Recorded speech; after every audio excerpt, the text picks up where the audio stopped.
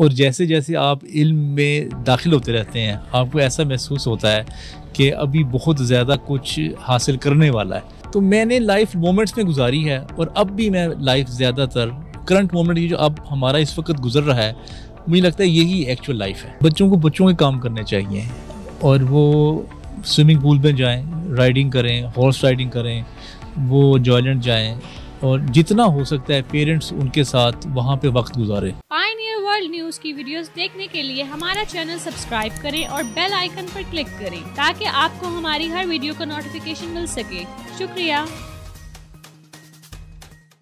अस्सलाम वालेकुम नाज़रीन, मैं हूं आपकी होस्ट अलकुमा मलिक और आप देख रहे हैं पायनियर वर्ल्ड न्यूज़। तो नाज़रीन, जैसा कि आप सब जानते हैं पॉजिटिविटी और इल्म के साथ साथ आज के दौर में मोटिवेशन बहुत ज़्यादा ज़रूरी है। तो ऐसे ही एक मोटिवेशनल स्पीकर हमारे साथ मौजूद हैं। आइए मज़ीद जानते हैं इनकी लाइफ स्टोरी इनसे। अस्सलाम वालेकुम सर। बिस्मिल्लाहिर्रहमानिर्रहीम, अल्लाहुम्मा सल्ली अला मुहम्मदिन व अला आलि मुहम्मदिन व बारिक वसल्लम। जी वालेकुम अस्सलाम अलकुमा। सर कैसे हैं? मैं अल्लाह का शुक्र है बिल्कुल ठीक। अच्छा, आपको लाहौर बहुत पसंद है, क्यों? ऐसी क्या खास बात है लाहौर में? लाहौर ने मुझे बड़ी लर्निंग्स दी है, मोहब्बत दी है, मेरे दोस्त बहुत हैं यहाँ पे, कम्युनिटी है, आना जाना है, मिलना है, तो मुझे इसलिए यहाँ पे एक बड़ा कंफर्ट लेवल है मेरा। आपकी एजुकेशन कितनी है?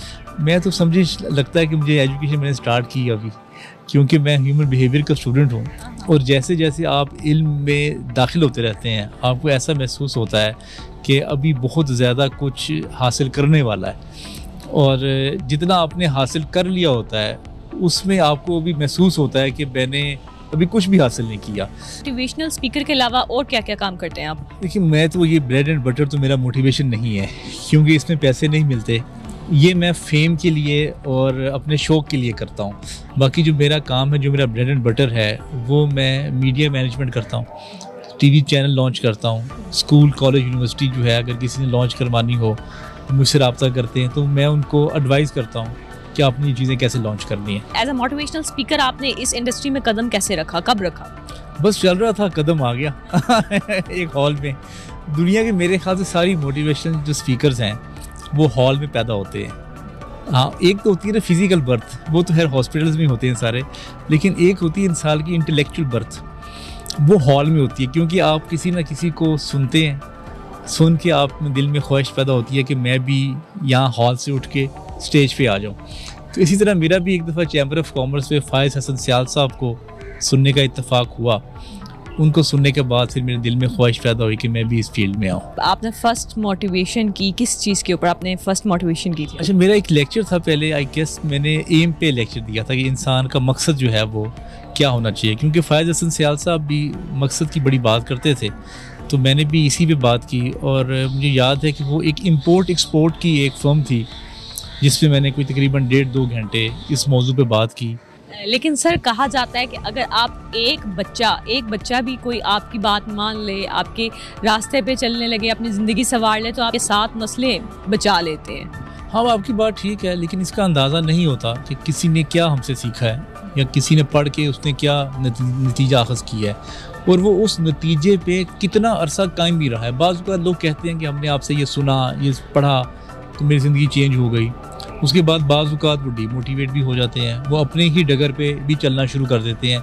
तो ये बड़ा मुश्किल होता है ये बात कहना कि आपकी वजह से किसी ने अपनी ज़िंदगी चेंज कर ली हो। मोटिवेशन की दुनिया में जब आप आए तो आपको किसी किस्म की मुश्किलात का सामना करना पड़ा हो? अच्छा, वो हो सकता है दुनिया की नज़र में मुश्किलात हों, लेकिन मुझे वो रूटीन लगती है।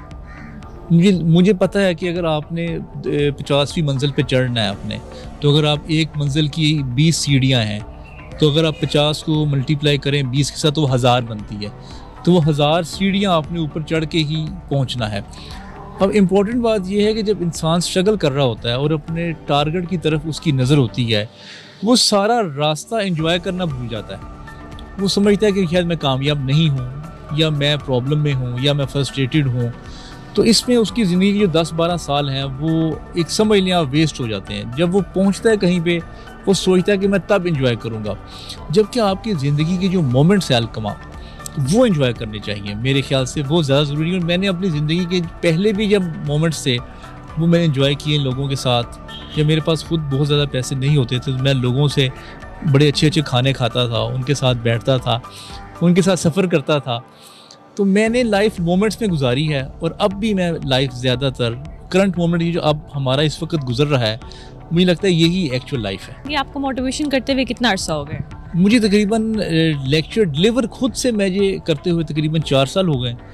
वैसे मैं इस फील्ड में पिछले 15 सालों से हूँ। फील्ड में इतना अरसा हो गया, लेकिन आपको वैसे फेम नहीं मिला जिसके आप मुस्तहिक थे, ऐसा क्यों? फेम में मेरे ख्याल से आप कॉन्टीन्यूस ग्रोथ करते रहें अगर, तो मेरी नज़र में तो यही फेम होता है। और दूसरी बात, जिस फेम की आप बात कर रहे हैं जिसमें तमाम लोगों को, एक पूरे पाकिस्तान को या पूरी दुनिया में आपका कंटेंट पसंद करना लोग शुरू कर लें, हो सकता है मेरे कंटेंट में इतनी अट्रैक्शन नहीं है या मेरी कम्युनिकेशन में इतना वो मोटिवेशन नहीं है कि लोग अट्रैक्ट होके और फॉलो करना शुरू कर लें। आपको कैसे लगता है कि फेम किस तरह से मिल सकता है आज के दौर में? ज़्यादातर लोग, मैंने ये देखा है कि जो लोग ज़्यादा फेमस हुए हैं या तो वो कॉमेडी से हुए ज़्यादा, या वो रिलीजियस बात जो करते हैं ज़्यादा लोग, क्योंकि उसको भी लोग बहुत फॉलो करते हैं, स्पिरिचुअलिज्म को लोग फॉलो करते हैं, या जो लोग करंट अफेयर पे ज़्यादा बात करते हैं, या आप समझ लें सियासत पे ज़्यादा बात करते हैं, क्योंकि ये जो 4-5 मौज़ूआत ऐसे हैं जिसमें ज़्यादातर लोगों का इंटरेस्ट है। तो जब आप ज़्यादातर लोगों के इंटरेस्ट के मुताबिक जब आप कोई बात करते हैं या कंटेंट आपका उस तरह से होता है, तो उसमें फिर आपके फेमस होने के चांसेस ज़्यादा हो जाते हैं। अच्छा सर, आप जब भी मोटिवेशन देते हैं तो बच्चों को सबसे पहले क्या मोटिवेशन देते हैं? बच्चों को मैं कहता हूँ एंजॉय करें लाइफ जितना हो सकता है। हमने बच्चों को ना ज़रा बड़ा बना दिया है। बच्चों को बच्चों के काम करने चाहिए और वो स्विमिंग पूल में जाएं, राइडिंग करें, हॉर्स राइडिंग करें, वो जॉयलैंड जाएं, और जितना हो सकता है पेरेंट्स उनके साथ वहाँ पे वक्त गुजारे। अच्छा, ये चीज़ होती है कि हम जब बच्चा छोटा होता है हम कहते हैं ये इसने भी ये नहीं करना, इसकी उम्र नहीं है, ये गिर जाएगा। और जब बच्चा बड़ा हो जाता है, बच्चा उसी आस में हमें बड़ा हो जाऊंगा, मैंने वो चीज़ करनी है, तो बाद में नहीं है, बड़ा हो गया, अब इसकी उम्र नहीं है। तो ये चीज़ बच्चे की शख्सियत को कितना अफेक्ट करती है? इसलिए मैं आपसे अर्ज़ कर रहा हूँ अलकुमा कि इंसान की जो एज हो उसको अपनी एज के मुताबिक काम कर लेने चाहिए। और मैं अक्सर ये देखता हूँ कि माँ बाप अपने बच्चों को ट्रिप्स पे नहीं भेजते, जो स्कूल में बच्चे पढ़ते हैं, डर रहता है, उनको खौफ रहता है। देखिए अलकुमा, दुनिया में हर जगह पे ना क्राइम है, अगवा होना ही होना है बच्चों ने, कोई बम धमाका भी होगा, कोई एक्सीडेंट भी होगा गाड़ी का। ये कुछ परसेंटेज है, लेकिन ये बहुत माइनर परसेंटेज है दुनिया की। आप 0.00 कुछ लगा लें परसेंटेज। अब उस परसेंटेज की वजह से हमारे दिल में खौफ रहता है कि ये वाक़या हमारे साथ ना हो जाए।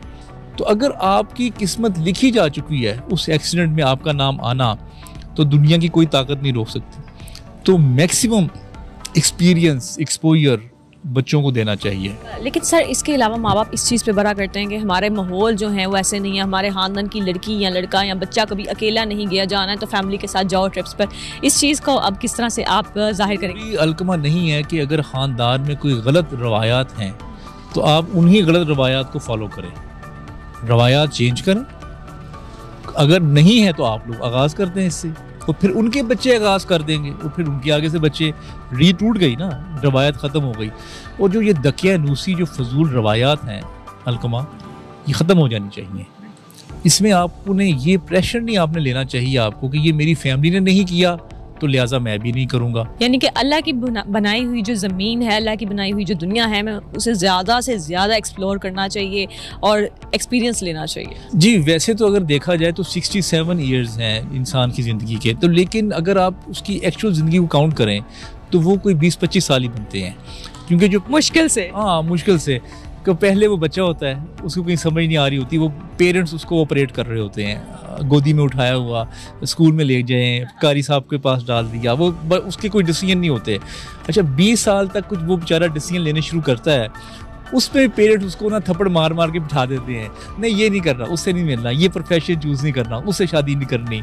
2 बुनियादी काम हैं इंसान की ज़िंदगी के, एक वो प्रोफेशन है और एक वो शादी है। तो ये मेरे ख्याल से उनको अपनी मर्ज़ी से कर लेनी चाहिए, बहुत ज़्यादा उन पे इस पर फोर्स नहीं करना चाहिए। और फिर 25 साल की उम्र में जब शादी हो जाती है तो फिर बच्चों वाली साइड पे लग जाते हैं, तो अपनी लाइफ मुश्किल से 5 या 10 साल की रह गई, फिर वो बंदा गधा ही बन जाता है वो बच्चों। यानी कि आपकी बात, वाकई इनकी बात बिल्कुल ठीक है। तो पेरेंट्स ये सारे आप बात सुन लें कि आपने अपने बच्चों को रोबोट नहीं बनाना, बच्चों को एक्सपीरियंस करने दें। बच्चा किसी गलत साइड पर जा रहा है, उसको नसीहत करें, उसको लेक्चर मत दें, उसको सिर्फ नसीहत करें, क्योंकि नसीहत जो है वो माइंड में बैठ जाती है, जो लेक्चर है वो बच्चा हवा में उड़ा देता है। ये बात अच्छे से याद रखें। और इसके अलावा दुआओं में याद रखें, खुश रहें, हंसे हंसाते रहें। फिर मिलेंगे कल नई वीडियो के साथ, नए टॉपिक के साथ, नए अच्छे लोगों के साथ। अल्लाह हाफिज़।